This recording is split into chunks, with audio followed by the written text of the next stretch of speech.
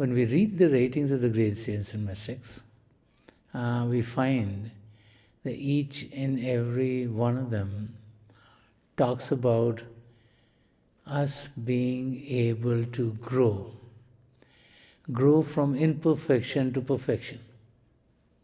That each and every one of us has everything that is needed for us to be perfect.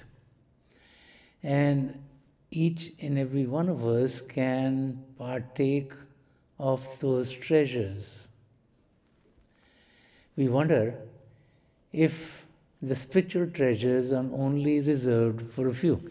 We look back at history, we hear about great saints and enlightened beings, and we wonder if there is an opportunity for us today. We live in an age where there's so many distractions from the world outside. To us, they might be attractions. We live in an age where there's so much emphasis on materialistic gains that we wonder if spirituality can only be achieved when we go away from the environment in which we live. And then we look back and we look at the lives of the great saints and mystics, and we find that enlightenment came to those who were living in those times, in the cities and in the countries, without having to leave their places of residence. And so today, even though we might feel we're very developed, we might feel like there's so much drawing us into the world, while living in the environment in which we live, we definitely can go on the spiritual journey.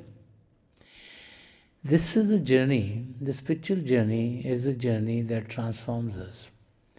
It's a journey that goes to the core of our being. It's a journey which helps us focus on our true self. And so when we start to think of ourselves as being one who are trying to search for the purpose of life, as we start to look at our connection with the Creator, as we start to go on the spiritual journey, let us not focus on what we think are our shortcomings.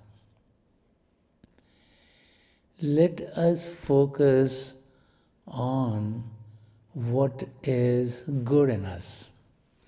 Now, when we look at ourselves, we think of ourselves as the human body. That human body has flaws.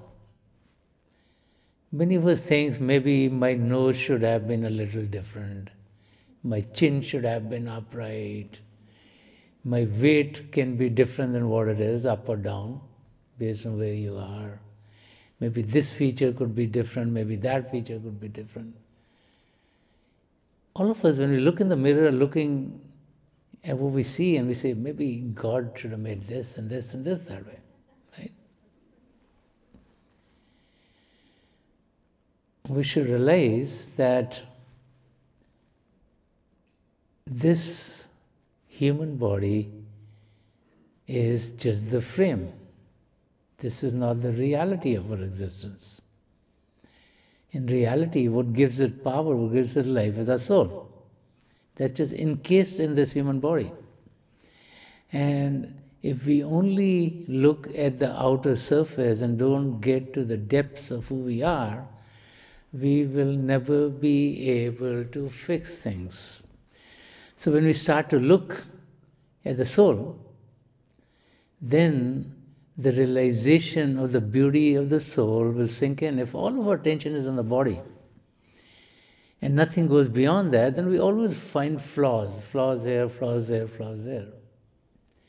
So we have no mechanism by which we can focus on our true self, our soul, then the goodness that is in our soul will never come out. As we connect with the divine power within, the imperfections slowly fade away. And you will see that as you start to sit and focus on yourself. So it's a question of sitting in silence, letting the inner divine energy unfold, experiencing that, and have that transform us as automatically. We don't have to do anything. What we have to do is to find the time to sit. To sit is what Sandarshan Singh Ji Maharaj called an effortless effort. So when we sit to meditate, it's not like we're like looking very strongly here or there. It just be relaxed. So meditation is a means of concentrating within without any stress or strain to us in a relaxed manner.